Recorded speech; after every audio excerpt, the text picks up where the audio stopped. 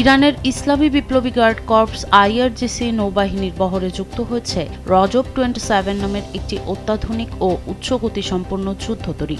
গত শনিবার রাতে তেহরানের বিপ্লবী চত্বরে টানা 90তম রাতের মতো চলা গণসমাবেশে হঠাৎ সবার নজর কাড়ে এই হাইস্পিড অ্যাসাল্ট বোটটি।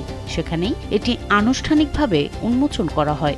জনসাধারণের চোখের সামনে আসা এই জলযানটি মূলত সমুদ্রের এক নতুন দানব। এর অনন্য ট্রাইমারান বা 3 কাঠামোর নকশা একে চরম প্রতিকূল আবহাওয়াতেও দুর্দান্ত ভারসাম্য ও দ্রুত দিক পরিবর্তনের শক্তি দেয়।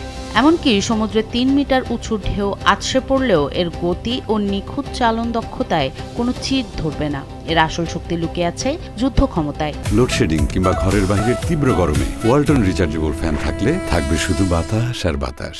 স্পিডবোটটি 700 কিলোমিটার দূরের লক্ষ্যবস্তুকে মুহূর্তেই ঘুরিয়ে দিতে সক্ষম।